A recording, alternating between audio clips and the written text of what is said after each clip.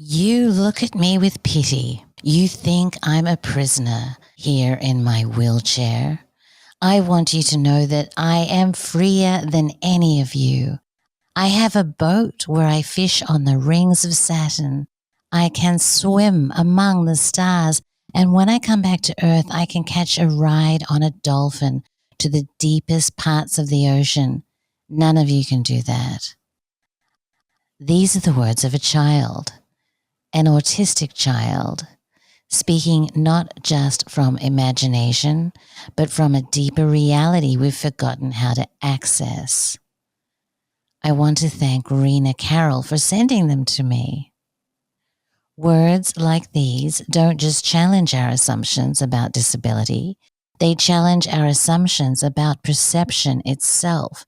They force us to ask, what if the limitations we see are only there because of what we can't see? But how can we learn about this? How can we learn more?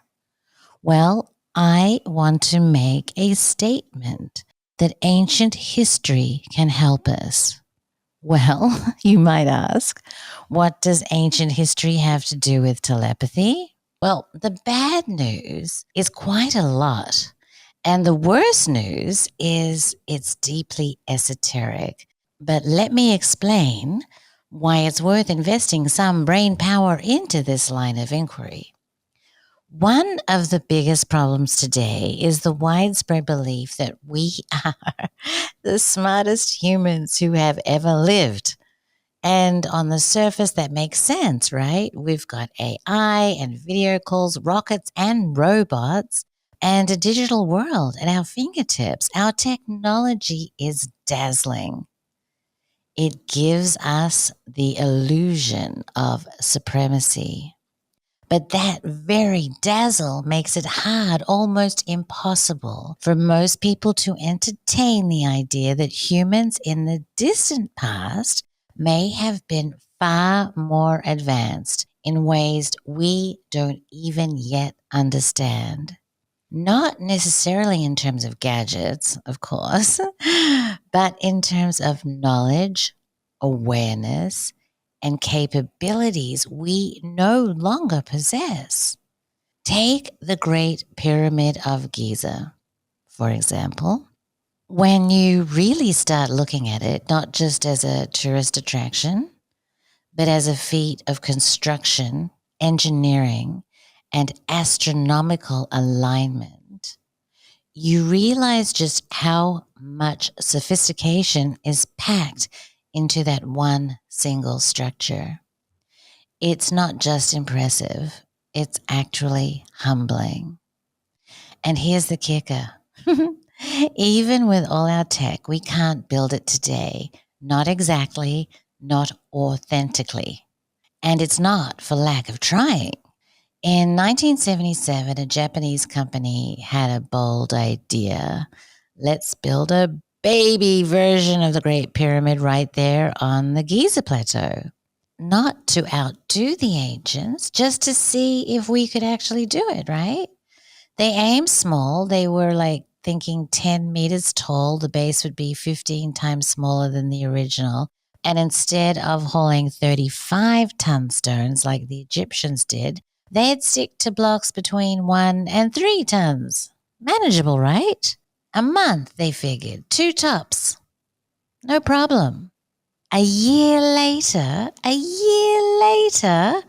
after a few headaches, a lot of head scratching, the help of cranes, and even a helicopter, they finally finished it at 1/10 the size. Now, the man in charge, looking over the sweat and machinery and modern chaos, said something brilliant. He said, now we know how the pyramids were not built. Let that sit for a minute. With all our tech, all our tools, and all of our talk, we still can't do what they did. Not without cheating, not even with our gas-powered machines, metal claws, an AI probably. Who knows, right? But the point is, what the ancients had, we don't. Now, I understand why this may seem like an affront to some people. It cuts against the grain of what we've been taught, that progress is a straight upward line, that history moves from primitive to advanced, from ignorance to enlightenment, from superstition to science, and to suggest otherwise feels like heresy. So let's go ahead and rip that Band-Aid off right now, shall we? Okay. This podcast is going to contain more than a few things that may sound heretical, not because they're false, but because they don't sit comfortably within the story we've all been told, especially the story of progress. Let's be honest. The idea that we are the smartest, most capable humans to ever walk the earth is not only flattering, it's foundational. It's built into our education systems, our institutions, and even our sense of identity. We measure time in technological milestones. The wheel, then the steam engine, then the smartphone. And so the myth persists that everything before now was a rough draft, and we are the final version. But what if progress doesn't move in straight lines? What if knowledge can be lost? What if entire ways of perceiving and interacting with the world have disappeared not because they were inferior, but because they were incompatible with the world? Well, the world we built. And what if in our quest to dominate nature and mechanize reality, we left behind something vital, something we didn't even recognize as valuable? This isn't about idealizing the past or rejecting the present, okay? Even though I kind of do idolize the past, but anyway, we're not trying to do that. It's about widening the lens, peeling back assumptions, asking inconvenient questions. Because if the Great Pyramid stands on anything, it is a monument to inconvenient questions. And we're just getting started. So the next question is this: what if the ancients, the builders of the Great Pyramid, didn't belong to a less advanced civilization at all, but to one operating at a higher frequency of intelligence than we currently understand? An intelligence so refined, so precise, so attuned to something we've forgotten that even our modern minds struggle to comprehend it. What if the builders of the Great Pyramid didn't emerge from a primitive past, but from a civilization guided by a different kind of intelligence? One rooted in holism, not reductionism. It's my belief or my understanding from my research that they didn't separate the physical from the metaphysical or the measurable from the meaningful. Their knowledge systems weren't sliced into disciplines like ours.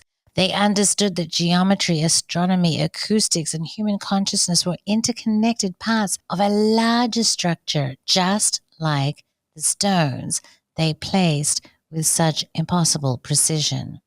We break things down to understand them. I think like we have, I don't even know, like 200 ologies, for God's sakes. They seem to have aligned things with the whole in order to become it. And maybe that's why we struggle so much to reverse engineer what they left behind. Not because we're like less intelligent, which I think we are, but anyway, but because we're using the wrong kind of questions. We ask how they move the stones, but not why they built it in the first place with such scale, precision, and permanence. We ask what tools they used, but not what mindset made such feats necessary or even possible. We ask what it represents physically, but rarely what it meant experientially to stand inside, aligned to the stars, time to the solstice, resonating with the earth. We're trained to look for mechanisms instead of meanings, to solve puzzles rather than to sit with patterns. We chase inventions but overlook the possibility that the pyramid itself was a form of knowledge, embodied, encoded, and spatial. So maybe the better questions are, what kind of consciousness builds something like this? And why? What system of thought leads to knowledge that doesn't decay? And what did they know about humans, time, energy, or the earth that we've either lost or dismissed? Perhaps it wasn't just a different kind of intelligence. It was a different epoch of intelligence. The ancients didn't just think differently, they lived in a different context of consciousness. According to the Yuga system, the ancient Indian model of vast time cycles, civilizations rise and fall, not just materially, but in terms of awareness itself. And here's where we get esoteric. By the way, esoteric means intended for or likely to be understood by only a small number of people with specialized knowledge or interest. So welcome to the Heretics Club, my dear. The Yuga cycle is an ancient way of telling time, big time, not hours or days, not years, but ages. Civilizations rise and fall inside these long cosmic breaths. There are 4 yugas, and you can think of them as seasons of human consciousness, all right? So we have the Satya Yuga, the golden age. Truth walks freely. Everyone's got their spiritual Wi-Fi at full bars, and life is basically an extended meditation with yummy snacks. Sounds great. Treta Yuga is still good, but the signal weakens, and people need rituals to stay together and practices. It's the age of heroes, epics, and the first flicker of ego. Then we have Tripada Yuga. Things get more complicated. Knowledge is split. Spirituality becomes a library instead of a lived experience. Tech and war start showing up to the party. And then we have the Kali Yuga. Welcome to now, my lovelies, probably. It might have just ended. We might be in the middle of it. It depends on whose science you wish to listen to or calculations. But this is the age where truth takes a beating. Everything speeds up and we get really good at distracting ourselves. It's not all bad, but it's definitely heavy. Now, the Yuga cycle runs in a loop, like the universe breathing in and out. Expansion, stillness, contraction, pause. Then it begins again. But here's the key. Time in this system isn't just passing, it's evolving. Each yuga marks a shift, not just in civilization, but in human consciousness itself. In the darker ages, awareness contracts. We forget who we are and what we're capable of, like now. In the brighter ages, that fog lifts and higher knowledge becomes accessible again. It is not a straight line, like many would like to think. It is a spiral from light to dark and back again. The bad news, as I mentioned before, is that we're in or just slightly emerging from the worst of the yugas, the Kali Yuga. And the Kali Yuga is associated with decay, division, materialism, and forgetfulness. It's a time when higher knowledge is obscured. Spiritual understanding is at its lowest ebb, and the outer world becomes noisy, chaotic, and disconnected from deeper truths. In this age, illusion reigns. and power tends to fall into the hands of those least suited to wield it. It's not just a dark time, it's a time of amnesia. One of the hallmarks of the Kali Yuga is a kind of cosmic overconfidence. We think we're smarter than we are, not just individually, but as a species. It's as if humanity mistook a flicker of light for full illumination and then built an entire civilization around this tiny glow. And build we have. Gadgets that talk back to us, telescopes that map galaxies, machines that split atoms and simulate minds. Somewhere in that impressive pile of tricks, we began to confuse cleverness with wisdom. But knowing how to do something isn't the same as knowing why or whether we should. We're drowning in data and starving for meaning. We trust the machine more than the mystery. We act as if we invented consciousness just because we gave a chatbot personality. In the Kali Yuga, this inflated self-image becomes the blindfold. We can't see what we've lost because we're too busy being proud of what we've built. When ancient stories of civilizations whisper from the past, we shrug them off like folklore, as if only things with wires and patents are real. It's not that we're stupid, far from it, but we're intoxicated by a narrow kind of intelligence, the kind that builds skyscrapers, then wonders why all the people inside feel so empty. If the Kali Yuga represents a time of spiritual amnesia, then the Golden Age, the Satya Yuga, was something entirely other. In that human age, it wasn't just civilization that functioned differently. Humans were different. Their bodies, their minds, our nervous systems were tuned to different frequencies that we can barely imagine now. They lived in a state of coherence within themselves, with nature, with the cosmos. The fragmentation we now take for granted, the split between mind and body, thought and feeling, self and world, simply wasn't there. Perception was direct.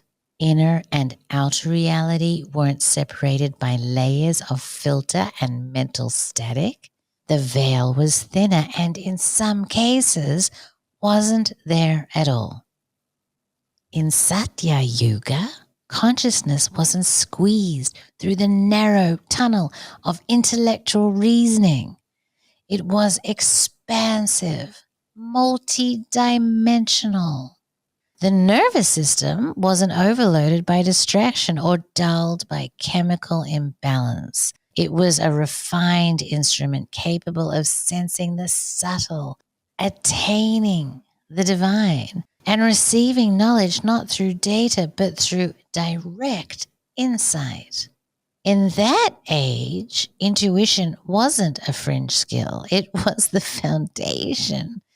Telepathy, inner stillness, communion with nature and spirit, these were not gifts, but these were the norms. The human form was a temple, not a trap. Compare that to now. We're overstimulated and undernourished. Our nervous system's afraid, pinging from screen to screen, from threat to threat. We live in fight or flight, medicated or numbed, detached from the deep knowing that once guided us. This is what we've lost. Not just knowledge, but the capacity to access it. You see, the ancients didn't just believe in the power of consciousness. They worked with it. They cultivated it, protected it, built entire systems, ritual, mythic, architectural schematics, as we show in season 4, around maintaining access to these higher faculties. They understood that the human mind, when properly attuned, could receive knowledge beyond language, communicate across distance without sound, and access states of awareness far outside the boundaries of ordinary thought. What we now call telepathy wasn't science fiction. It was a science of spirit, a refined capacity that once sat at the center of human experience. Take the Oracle of Delphi. Far from being theatrical fortune tellers, the Oracle was the beating heart of Greek decision making, consulted by generals, kings, lawmakers alike. But her visions didn't arise from logic or data. They came from a space beyond the senses. She entered a trance, altered her state, and received information, as she would say, from the gods or from Earth, or like we might say, from the deeper layers of reality. And the ancients took it seriously, very seriously, because they understood something we have forgotten. That knowledge doesn't always come from the outside. Sometimes it arises from within. When the noise falls away and consciousness becomes a listening chamber. Or consider the Egyptian priesthood, those enigmatic figures trained not just in ritual, but in geometry, astronomy, music, medicine, and the movement of subtle energies. The magician priests of old weren't tricksters or illusionists. They were guardians of consciousness technologies, rituals, tones, spatial alignments. They enhanced perception, harmonized emotion, and opened pathways to divine communication. What we call myth, they probably called method. And we haven't just lost those methods, we've ridiculed them, reduced them to metaphor.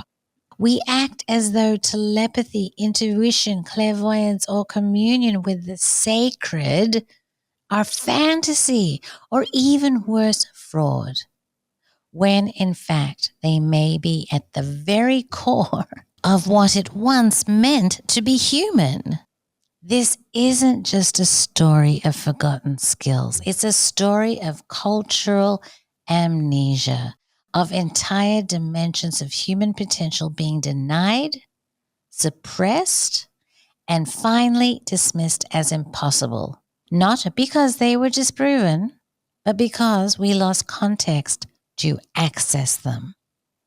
Today, we're told that consciousness is just a side effect of biology, that intuition is just a feeling, that psychic phenomena are statistical noise, or worse, I don't know.